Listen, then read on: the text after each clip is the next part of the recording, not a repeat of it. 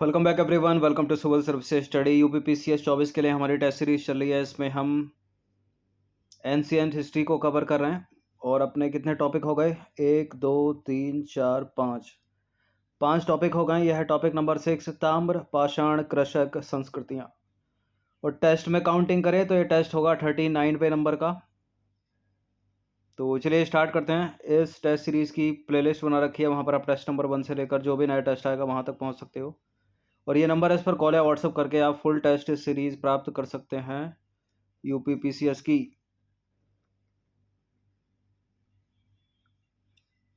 तो topic number 6, ताम्र पाषाण कृषक संस्कृतियाँ। अब इससे जो क्वेश्चन नंबर 1 अपना बनता है वो बनता है, ताम्र पाषाण काल के संदर्भ में निम्नलिखित कथनों पर विचार करेंगे।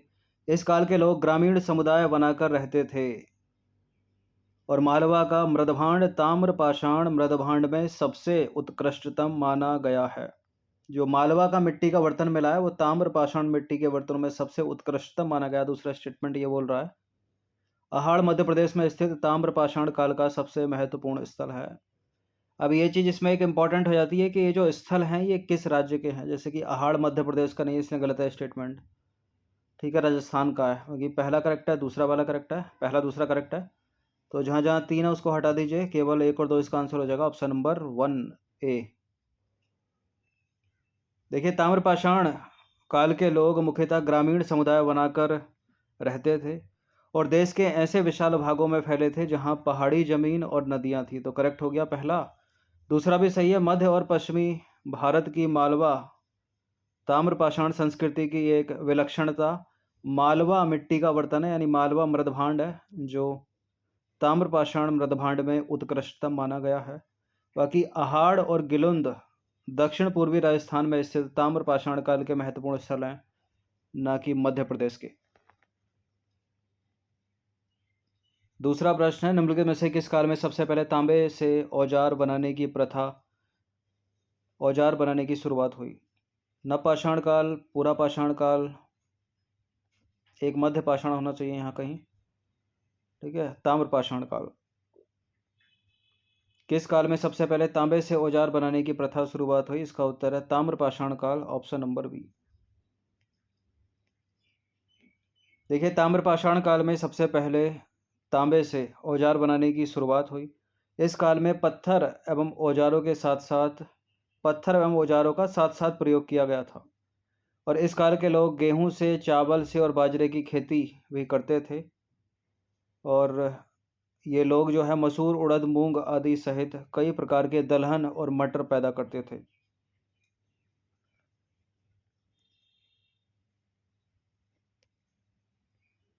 क्वेश्चन नंबर 3 पर आ जाइए। निम्नलिखित में से किस स्थल को ताम्बती या तामावाली कहा जाता है? गिलुंद को, अहाड़ को, गणेश्वर को, नेवासा को?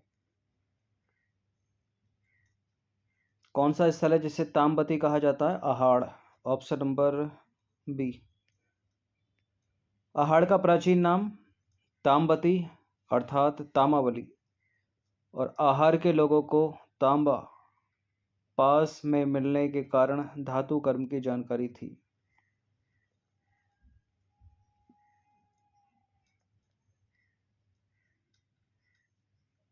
अहाड़। नंबर 4 पर आ जाइए। ताम्र पाषाण संस्कृति के संदर्भ में निम्नलिखित कथनों में से कौन सा स्टेटमेंट इनकरेक्ट है?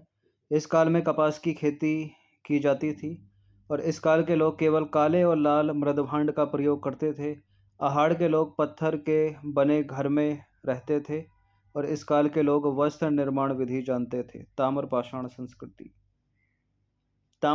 संस्कृति एक तरह से हड़प्पा संस्कृति की बात हो रही है। ठीक है, तो कपास की खेती की जाती थी, करेक्ट है। ऐसा नहीं है केवल काले और लाल मृदभांड का प्रयोग करते थे, गलत है। केवल वाला स्टेटमेंट गलत हो रहा है वो काफ़ी।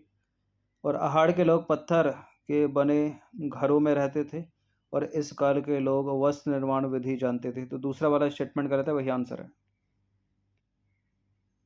देखिए, ताम्रपाषाण काल के लोग चाक पर बने काले और लाल मृदभांड का प्रयोग और बाकी चित्रित मृदभांड का प्रयोग भी करते थे, इसलिए गलत है दूसरा वाला स्टेटमेंट, बाकी सही है। दक्कन की काली मिट्टी में कपास की पैदावार की जाती थी। ताम्रपाषाण युग के लोग प्रायः पक्की ईंटों से परिचित नहीं थे। ये अपना घर कच्ची ईंटों से बनाते थे, परंतु अधिकतर मकान गीली मिट्टी थोपकर बनाते थे। परंतु अहाड़ के लोग पत्थर के बने घरों में रहते थे। देखिए, महाराष्ट्र में कपास, सन और सेमल की रुई से बने धागे भी मिले हैं। इससे सिद्ध होता है कि वे लोग वस्त्र निर्माण से सुपरिचित थे। पांचवा प्रश्न है, जौरवे संस्कृति के संदर्भ में निम्नलिखित कथनों पर विचार करेंगे। जौरवे संस्कृति नगरीय संस्कृति थी। यह संस्कृति पश्चिमी महाराष्ट्र में पाई जाती थी। इनाम गांव में नगरीकरण पाया जाता था। उपरोक्त में से कौन सा सत्य है? देखिए, जौरवे संस्कृति जो है वो एक ग्रामीण संस्कृति थी। इसके विपरीत अगर हड़प्पा संस्कृति को देखें, वो एक नगरीय संस्कृति थी। जौरवे एक ग्रामीण संस्कृति थी, लेकिन जौरवे का जो एक इनाम गांव स्थल है वहाँ नगरीकरण मिला है, तो वहाँ नगरीकरण पाया जाता था इनाम गांव में, तो तीसरा सही है। यह संस्कृति पश्चिमी महाराष्ट्र में पाई जाती थी, दूसरा सही है। तो 2 और 3 करेक्ट हो गए। जहाँ जहाँ एक है उसको एलिमिनेट कर दीजिए। तो जौरवे संस्कृति ग्रामीण थी, तो पहला वाला गलत है, दूसरा तीसरा करेक्ट है। जौरवे संस्कृति मुख्य रूप से पश्चिमी महाराष्ट्र में पाई जाती थी। इस संस्कृति के निम्न पुरास्थल कौन कौन से? अहमदनगर जिले में जौरवे, नेवासा और देमाबाद। पुणे जिले में चंदौली, सोनगांव और इनाम गांव। तो दूसरा वाला सही है। जौरवे संस्कृति देमाबाद और इनाम गांव में नगरीकरण के स्तर तक पहुंच गई थी, तो इनाम गांव में नगरीकरण था वाला तीसरा वाला स्टेटमेंट सही है। क्वेश्चन नंबर 6 पर अजय निम्नलिखित में से कौन सा स्थल किलाबंद और खाई से घिरा हुआ था? देमाबाद, सोनगांव, इनाम गांव, चंदौली। किलाबंद और खाई से घिरा हुआ था इनाम गांव। ऑप्शन नंबर सी।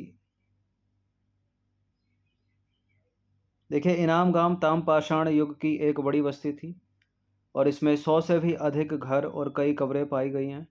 यह बस्ती किलाबंद और खाई से घिरी हुई थी।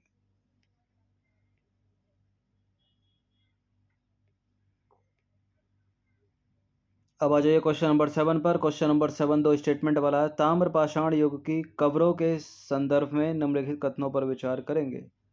महाराष्ट्र के लोग मृतक को उत्तर दक्षिण दिशा में दफनाते थे। कब्र में मृतक के साथ तांबे की वस्तुएं रखी जाती थी। महाराष्ट्र के लोग मृतक को कब्र में उत्तर से दक्षिण दिशा में दफनाते थे। करेक्ट है पहला स्टेटमेंट। और कब्र में मृतक के साथ तांबे की वस्तुएं रखी जाती थी, दोनों के दोनों करेक्ट हैं। सी है इसका आंसर।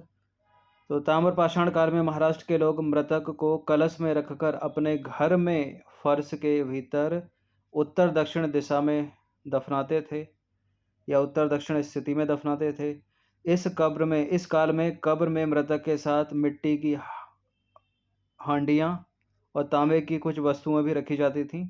उन लोगों का मानना था कि ये वस्तुएं परलोक में मृतक के इस्तेमाल के लिए होती थी। ये हिस्ट्री में भी हमने थोड़ा बहुत पढ़ा है, ये जो 6 क्लास की हिस्ट्री एनसीईआरटी कवर किया है हमने। मिट्टी की हंडिया, ठीक है, मिट्टी की हंडिया यानी एक तरह से देखा जाए तो मिट्टी की बनी कढ़ाई।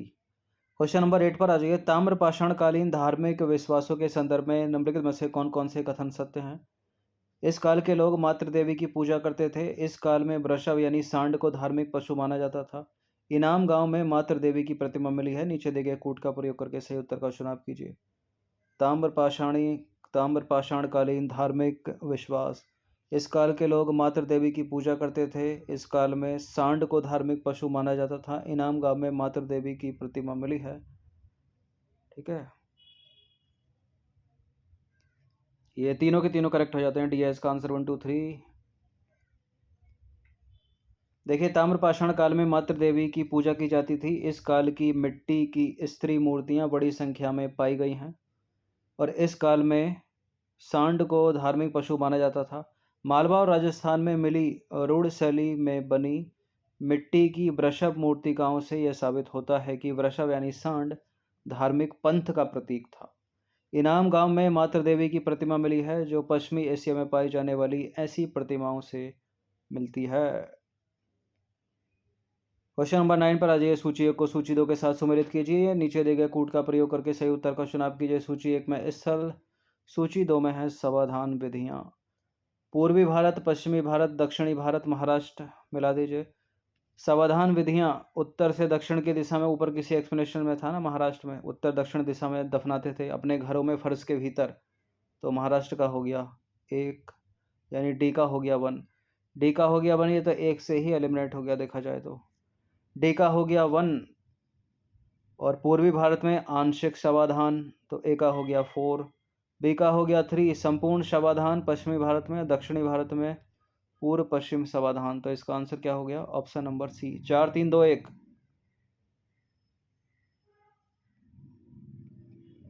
देखिए विकल्प में दिए गए स्थल एवं समाधान विधियां इस प्रकार सुमेलित होंगी।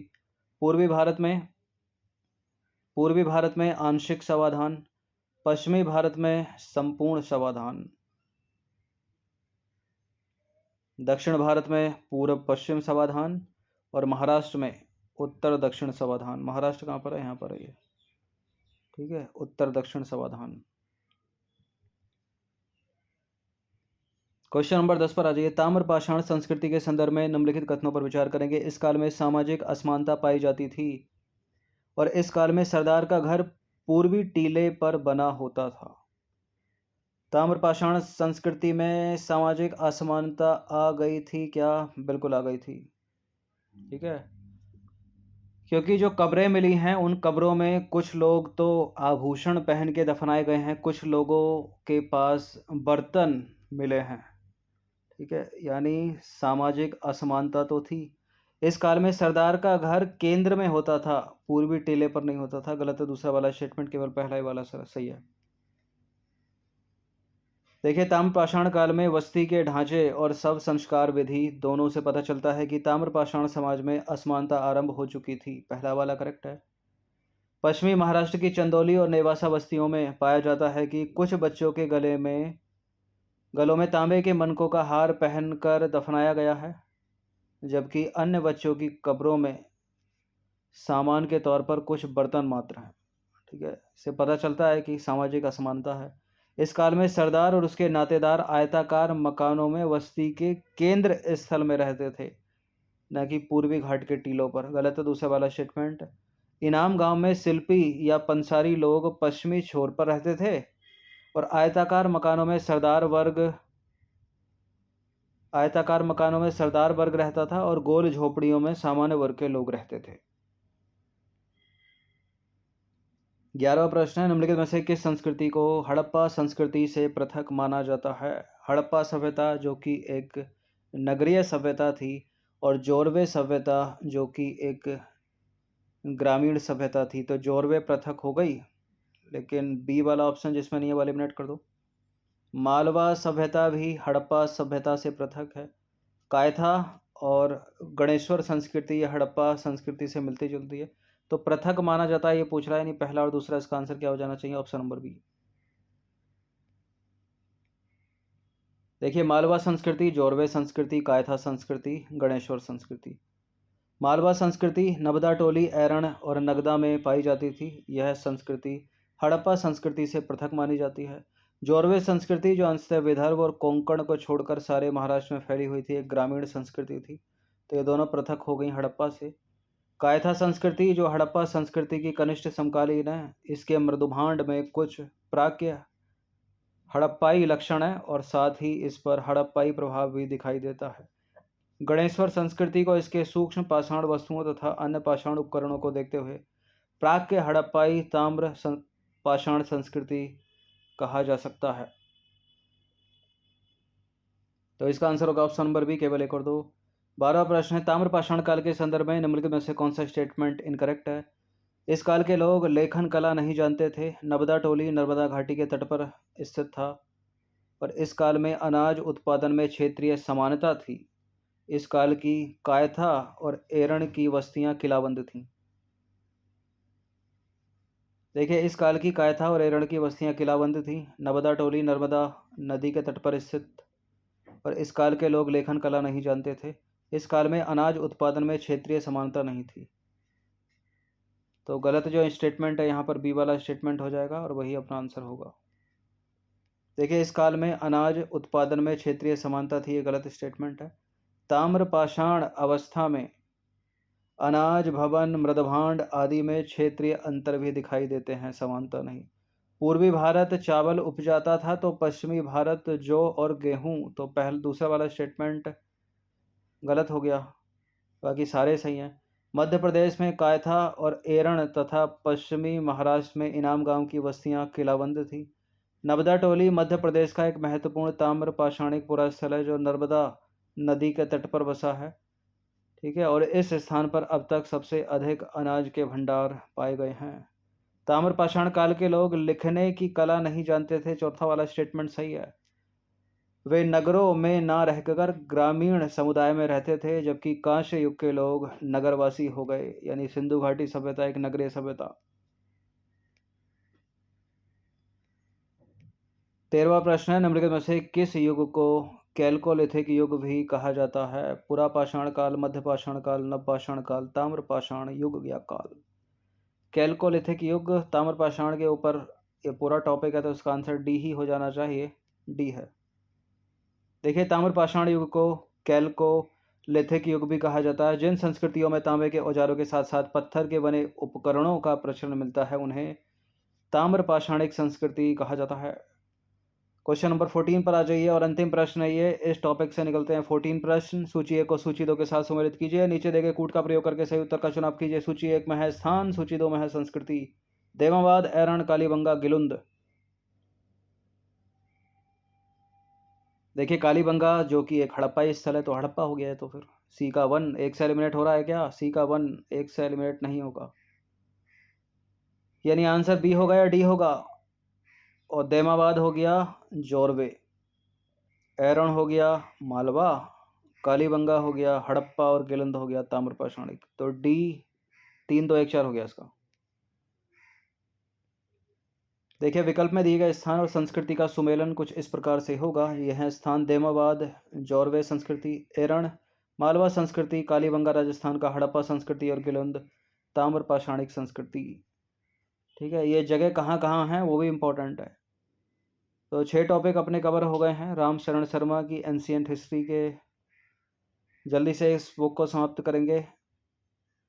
ये नंबर इस पर कॉल या व्हाट्सअप करके आप फुल टेस्ट सीरीज़ प्राप्त कर सकते हो यूपीपीसीएस की। ये सीरीज़ बड़ी इंपॉर्टेंट है, चाहे बीपीएससी की परीक्षा आप दे रहे हो यूपीपीसीएस की या यूपीएससी सिविल सेवा, एमपीपीसीएस हो गया, उत्तराखंड पीसीएस हो गया, हरियाणा पीसीएस, कुछ भी। ठीक है, सब में पूछे जाएंगे प्रश्न।